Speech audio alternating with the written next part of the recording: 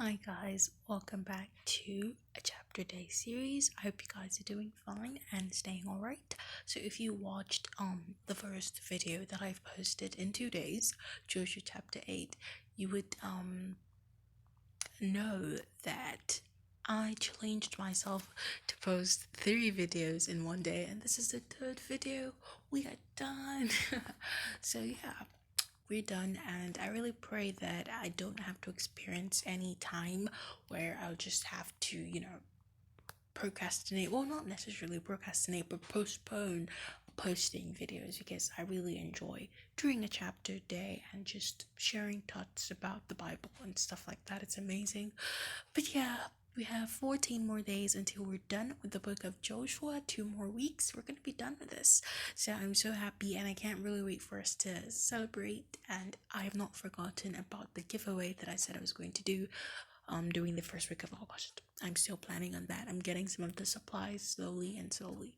So yeah, previously on Joshua chapter 9, we talked about how Joshua made a covenant with the Amorites without asking or praying to God about it, and it just portrayed how sometimes we always forget to ask for God's direction and God's will and God's guidance in whatever we do, without knowing that, oh, we're human. What we believe is good for us, or what we think we know is better for us, is actually useless compared to what God knows is better for us. So yeah, it was just really amazing how it kind of correlated to my experiences in terms of not asking for God's direction and God's will in things that I want to achieve.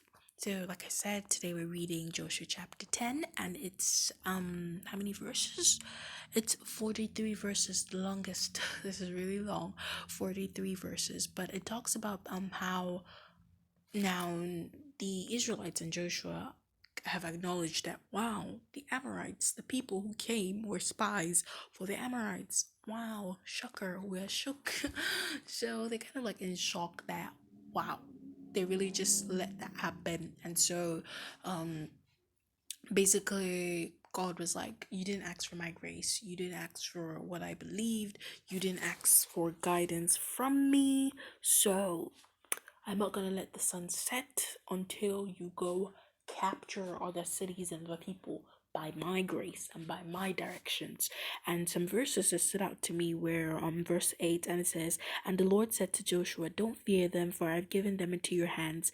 They shall not a man of them stand before you." So after now that they realized that the Amorites were spies, they went to God, prayed to God, and God's like, okay, I'll guide you, but this time follow my directions, follow my callings, follow my will.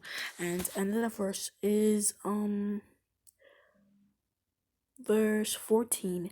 "There has been no day like it before or since, when the Lord hearkened to the voice of man, for the Lord fought for Israel." So now the God's like, you know what, I'm going to show this people that my directions, my will, my calling, my guidance is ideal. It's the beginning. There's no equal, there's no rival for my guidance and for my will. So he's like, I'm gonna make you guys capture a bunch of people. The sun's not gonna set for that day, because he wanted to prove to the Israelites that he was God, and God is not man, and man is not God.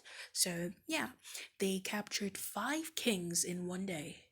And if you look at the journey of the Israelites, normally they capture like 5 kings over time periods of a year and more. But this day they captured 5 kings, which is amazing, guys. That's really amazing. I don't have any memory verse for this chapter because, like I said, I've really been busy, very, very busy, and I really didn't have time to do my quiet time. But I promise after this chapter, I'm going to have memory verses.